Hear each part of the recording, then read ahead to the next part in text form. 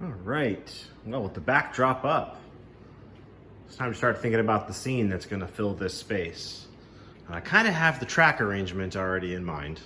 I think I've mentioned it before, but this track here, that's the main. So I'll extend that parallel to this track here. That's the yard lead. It'll be double tracked. Nice broad sweeping curve. I'll have it up on, cork roadbed. Coming around kind of near as far back as I can get it and still have a nice broad curve coming here. Get real close to the backdrop there and then start coming back towards the aisle this way. Something like that. I'm not gonna lay all this right now, but I'll get through the curve and sort of stop. I think I'm probably gonna super elevate through here just because that'll look really cool. So that's kind of the track arrangement, but then rather than just have kind of a plain, curve down here, I'm starting to think about how do I tie this scene together. So I've got engine servicing tracks here. I was thinking about putting some woods back there, and I think what I've come up with, and it might be easier just to, I sketched it out with a marker over top of the plan that I used to build that section. But I'm gonna start coming off the little angled piece with a road and have an overpass going over top of the tracks, which would come underneath here, right? So the overpass would come basically straight across here, up over the tracks that are here, and then start angling back down. I think if I do it right, with enough trees and stuff on the embankment on either side, you won't be able to see that it just disappears into the backdrop. You won't see the end of it. It'll look like it just disappears. I think that'll add some visual interest over here, kind of break up the yard scene from everything else I want to do. So that's my thought. Then pivoting here on this narrow area, I think I'm going to do a bit of a woods line along the back of it. Maybe some scrubby stuff here. It's just a narrow sort of scene. Nothing really going on there. But then as I get over here, through this nice long sweeping curve with the super elevation, I'm thinking about doing a bit of a farm scene. I don't know if I'm gonna do like a farmhouse per se, but like a pasture. Use some of the teddy bear fur and do a field and maybe put some horses or cows or something in there. Some fences, and then I've got a model I built. I'm gonna go get that and show it in a second, but I built it for the Down and Dirty weathering contest last summer. It's like a farm shed type structure that I'd maybe stick in here kind of prominently. It's pretty nice, I don't know. By my standards, I think I did pretty good with it. So maybe bring that up front. Maybe some woods in the back again. Then as you're coming out of the farm scene over here, but before you get over here where the, truly Deepwater terminal area starts and the grain elevator, probably some more trees here along the back. So that's my thinking. And here's just sort of how I captured all that. So I've got the overpass, the woods behind the engine servicing, the woods across the back of the narrow shelf, farm scene in a field, and another little woods line there to kind of break up the scene between the farm and this kind of country-ish area to when you're starting to get more industrial again. Now, obviously, most trains would traverse right on through there, right into the yard and have the tail of the train still be over here. It is what it is. It's model railroading, but I think I could tie the scene together like this. So that's what I'm thinking. I'm going to get cracking on that this week.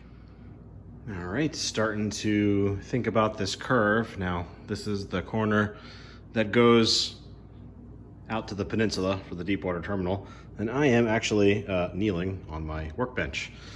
This is why I want to get this area done before I have any projects on my workbench. So this is a good enough project on its own anyway. It'll keep me busy for a while. So what I've done is I'm using a yardstick here, and I think I want to use a 36-inch radius over here, just for fun, because I have room for it. So that's how long this stick is. And I've figured out the point where it's, 36 inches goes to close to, but not at the backdrop there and there. And I'm going to use my left hand to hold the pivot point down, just my thumb. And I'm just going to arc this slowly and just mark with a permanent pen, mark my arc here for that 36-inch radius curve. So we'll see what we come up with here. I'll show you what it looks like. So the track work we're going to be doing is going to start here. and I'm gonna try to turn without falling off my desk. I actually needed to use a slightly sharper curve in here than I would have wanted to. It's actually, I've got 27 written there. It's actually a little more than 27 on the main. And then the inner curve coming off that curve turnout for the yard lead is actually gonna be 26.5, which is fine. The layout I had before had a 22-inch ruling radius on the main. So this is gonna seem real nice compared to what I was used to. And it's gonna come across, and I like to not run stuff, if I can help it, parallel to the edge of the layout and the backdrop, so it's gonna come off a little bit of an angle. And then there's that nice, broad, sweeping 36-inch curve. So that's the curve, the broad, sweeping curve coming around. The main's in the back. And again, at a bit of an angle there, over to, I might not even lay it that far. And the inner track here is, of course, the yard lead. And you can see the radius on that, 33.5. Really, even that's got a very broad radius. What I picture for these tracks, the main will be up on roadbed, cork roadbed, build it up, make it look like significant right away. And the yard lead, I'm not gonna put on cork roadbed. I'm gonna put it down low. And if I pan nice and slow, like what I did here on these tracks with the ties, same back there in the industrial area. I'm gonna do something like that with them. You can kind of see it there as well, just with the spaced out, just beat up, overgrown. It's the yard lead. And it actually is gonna go way over here, make the curve, and kind of close to where the tape measure is. That will be long enough to pull a cut from the longest track here, which will go all the way down the length of that wall. So that's by design that it would be so long. So I'm gonna go ahead and start laying cork roadbed here. So I turn around nice and slow, and again, don't fall off my desk here. I'm gonna start with the cork right there. That's kind of where the fall begins. And it's flat once you get there, but there's just a little hump there where this back section and this didn't line up perfectly. So I'm not a carpenter. So that's the plan. I'm gonna get cracking with that. All right, starting to get some cork down. And I'm just doing that on the main line over here. I didn't do that on the last layout, or the last iteration of this layout, but I'm gonna do it here, but just on the main, because I want there to be some variation between the main and the yard lead and other industrial trackage that's gonna be next to it. So you can see I've already done some, and I'll just show you guys how I do this, getting the cork attached to the foam. All right, so I'm gonna be working in this section here, as we start getting into, coming out of that curve and getting into a little bit of a straight section. And in fact, that's the last little bit of cork I'm gonna lay for this part of the layout, for now. I will extend it later, but I'm just concentrating on this corner over here. And this is what I'm using. This is GE Advanced Silicone caulk. I'm just using the clear kind, but what I'll do. All right, so the first thing I'm gonna do is just lay a bead of caulk right on the center line of the track here. It doesn't have to be a lot. Just come right down the center line to there. Then I'll take this is a 1.5 inch blade and just smooth it out, flatten it down a little bit. A little tricky right there. And this stuff sets fairly quickly. And from what I remember,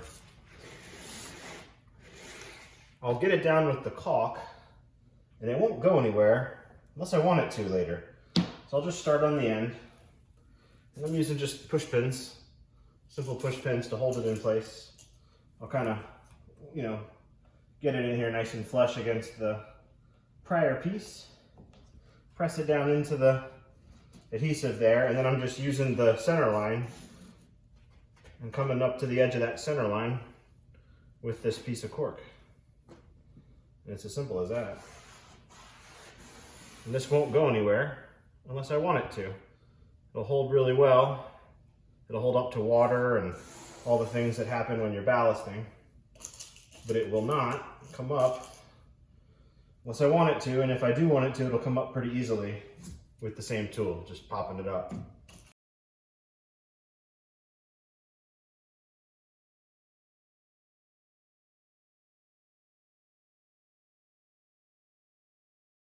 right, and then come in with the other side of the cork.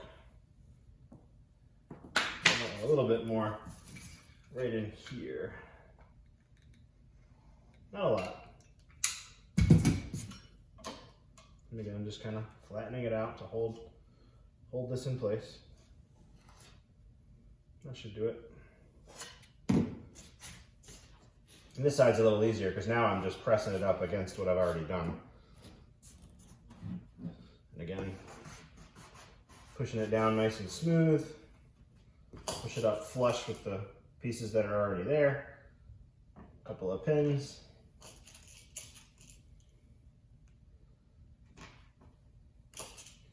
More on the curves than the straights, obviously.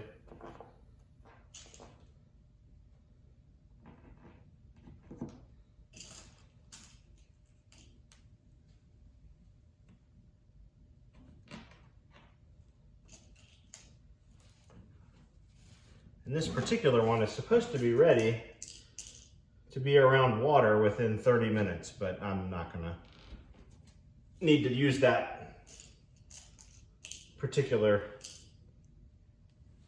feature, because what I want to do, all right, that's all down. What I want to do is obviously sand this down and smooth it out a little bit. All right, just thought I'd show this little end here where I mentioned, you can even see now that section, and then this section's a little bit lower. You can see the little bit of a ridge there. So just on that seam, doesn't look like much from the top, but if I come from the side, you can see what I did there.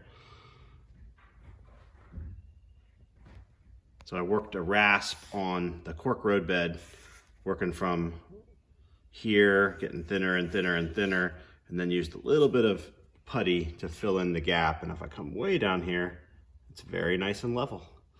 And scenically, it'll work as a nice transition from not having a bunch of roadbed while it's in the yard surrounded by tracks on every direction to where it comes out here and starting to be on its own roadbed. So just thought I'd show that. And now I am ready for track work. Okay, we've laid a little bit of track. So I've got the beginnings of the main line coming out here. I used some push pins in some places. I weighted everything down as it comes across that little transition. Also got the first bit of the yard lead in here.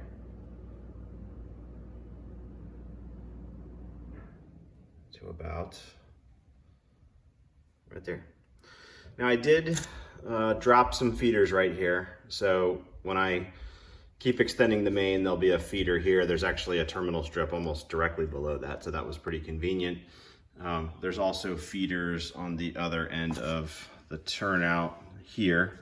So there's power there, that's soldered, and then that's just one continuous piece of flex track and more feeders. This piece here, that's just one piece of flex track coming in, and there are feeders here on the end of that turnout. So I'll probably make a solder joint there, do this to another piece of track, right? Start working my way that way with feeders coming down probably right here. Sorry, not here. It'll be, if I solder that joint, I'll do the feeders on the next one. This one has feeders. I'll need to solder another piece of flex track onto that and then keep going that way with it. But I'm kind of on pause because I'm waiting for a little bit of strip styrene to come, because that the next piece on the main is going to get here into where I want to super elevate. And so just poking around online, and I'll show what I do. I've not done this before, so this is just how I'm doing it now, not like this is the right way to do it per se. But what I'm going to do is use 040 styrene on the outer part of the curve, try to get it, approximately where the rail would be. And I'll just lay bits and pieces of that all the way around the curve. There's lots of videos of other folks doing it.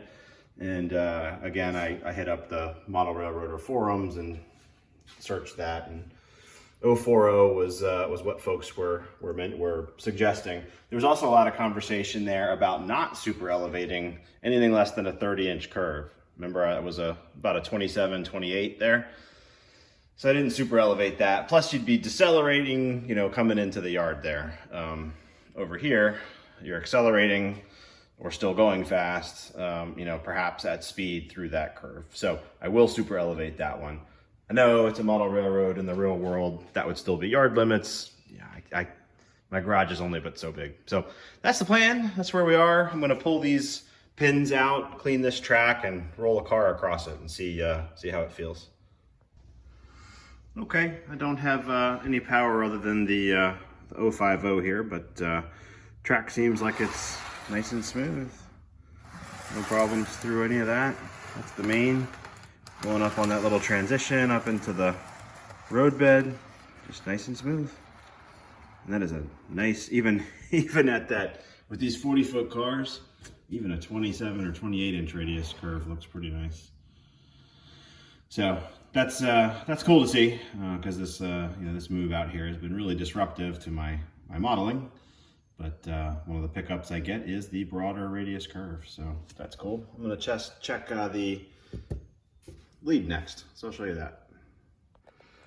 Not that a hopper or a boxcar would ever find themselves on this track, but we're just gonna test it out. That's the icing track that we put in, that's new. So still smooth. Let me throw this turnout. Go through the curve turnout into the yard lead. How does that, I don't feel any resistance whatsoever, just nice and smooth. So even that with the 26 or 27 inch radius as that was is really nice.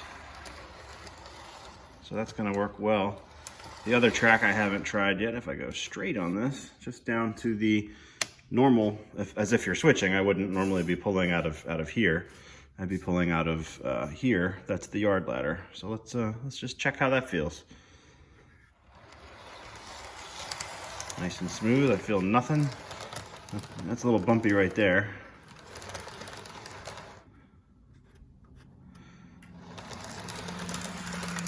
It's not too bad. I think it was bumpy because the turnout wasn't thrown correctly. I think the variation in height is going to look really cool here with the yard lead not on roadbed. I just think that looks cool. A little variability. It's an otherwise flat area, so that's cool. All right, well, I'll go ahead and leave it here. Pretty cool to have cars on the layout again. I hope everybody is doing well, staying safe, and thanks for watching.